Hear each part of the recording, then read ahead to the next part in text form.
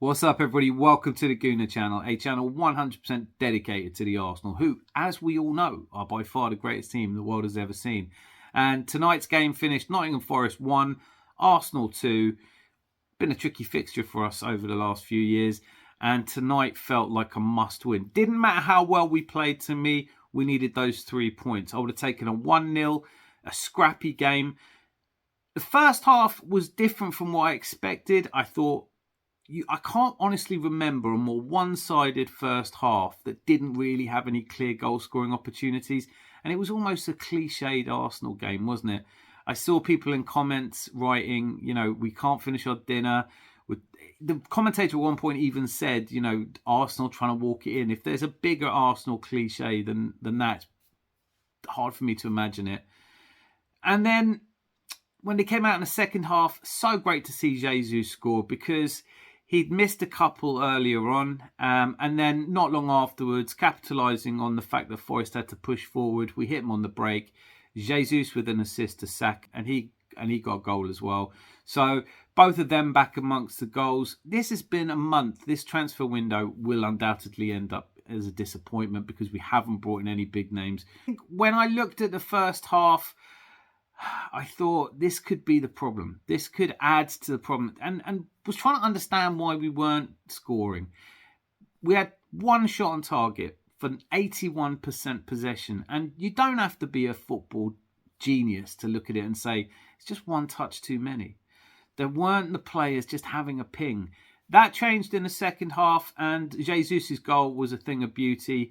Jesus saves, Matt Turner less so. I've seen people saying Matt Turner's the worst keeper in the league. I don't think that's fair. Although don't push me to try and work out who the worst one is. And isn't that why we upgraded to David Raya? With the starting lineup, seeing Emil Smith-Rowe in, I think we were all delighted to see that. When Arteta had talked about just how well he's doing in training, it almost felt like he had to pick him today.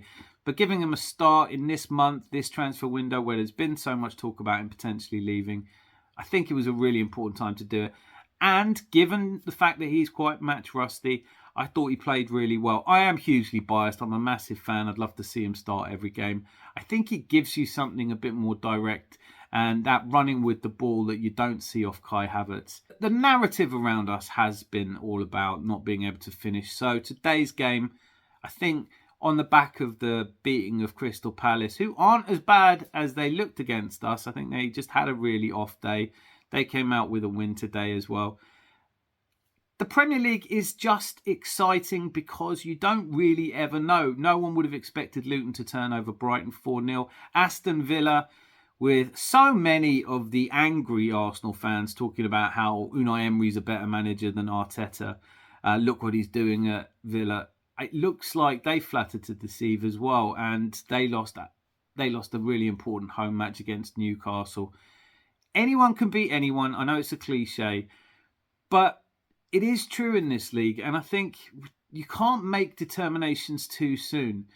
This result puts us in a really good position if we beat Liverpool on Sunday. I don't know if we will or not, but I think if we play with the same determination, hopefully this game's given us some confidence. Overall, with a dominant first half, the goals scored in the second half, it didn't look a worry after that. Full credit to Nottingham Forest for making a game of it in the dying minutes. It was a really unusual misstep by Saliba. They'll be kicking themselves they conceded a goal. I don't think you can blame David Raya for it. I think David Raya had an overall good game. There was a point where he was actually on the halfway line as our last man.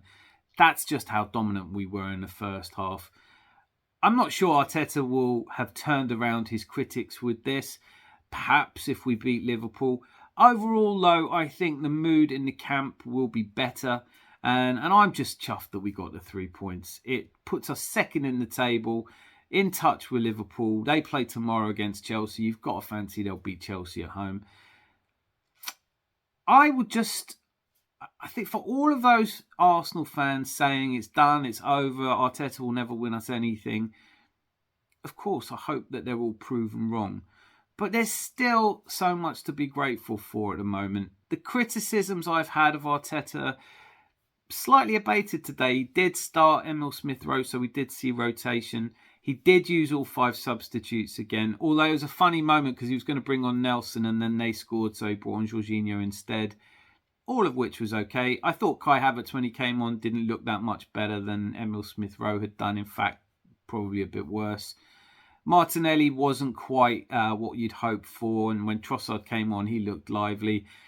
I would point to the fact that as this January transfer window closes, we still lack depth in defence, and probably more worryingly, and why everyone's been talking about us needing a striker, is even though Jesus showed just why we love him so much with a really cheeky goal against Matt Turner, I think you have to say, looking at the bench, that didn't seem like, if that game had gone on to the 70th minute and we hadn't scored, who are you bringing on to really liven it up? Yes, Trossard and Havertz to some degree, Eddie Nketiah, very unlikely to be a game changer.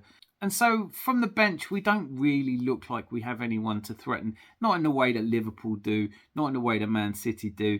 And if we do go on to win the league this season, it's going to be the first 11 really that is relied on to do that, which gives me a bit to worry about, as I'm sure it does you as well.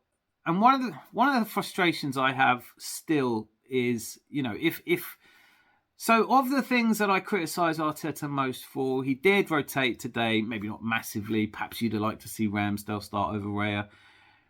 He did bring on subs, maybe not quite early enough, but he still hasn't promoted a youth player. Raw Waters on the bench. Now, I know this isn't probably the game where you throw on Raw Waters, even at 2-0 up. You have to be mindful of the fact that a team can come back and score 2 goals against you. We know that better than any other fans. We saw that often enough. But today's story that really kind of worries me is that Mario Koscielny still hasn't signed and committed himself to an Arsenal future. He's 18 years old now. I think he's a huge talent and I would love to see him get game time. And it just frustrates me that Arteta is so determined not to play academy. We have one of the best youth academies in world football, but it doesn't matter if you let these players go for nothing. We saw what happened when Joe Willock went to Newcastle, and one of the teams in for Koscielny is Newcastle. And I have to say, if he went there, he probably would get game time. When is Arteta going to give players like Koscielny a run out? Or Raw Waters, or Sousa, or any of the players who by now, as they get into their late teens, should really be getting game time if they're going to kick on. But that's a subject for another day. I'm sure that the Arteta haters will go on about how beautiful he is and how he's not as good as Emery. And they will say all the same things they normally do. For me, we needed the 3 points. We got the 3 points. I can't imagine a more controlled performance. If that was Man City that had played like that, everyone would be saying what a titanic team they are.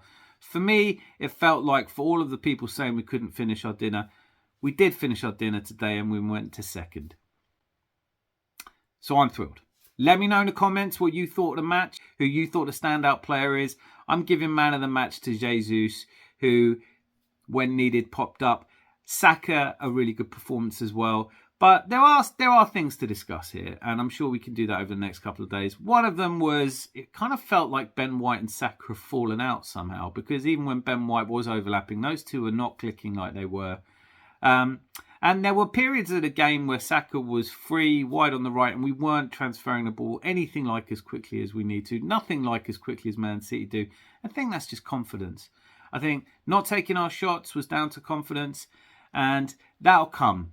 And certainly if we beat Liverpool on Sunday, we have every reason to be confident about this Premier League title. And hopefully more of the fans will stop being so angry and get behind the team. There's no point in just being happy when you win titles or trophies. As an Arsenal fan, you have to also enjoy the process, the journey, whatever you want to call it. And I certainly enjoyed tonight. Felt relaxed at 2-0, a bit less so at 2-1. But overall, what we wanted from them was to go away and get 3 points. That's what's happened, and I'm thrilled with it. Anyway, that's enough from me. I'm going to go and enjoy the highlights and watching all the other games. And until I see you tomorrow, be lucky. Lots of love.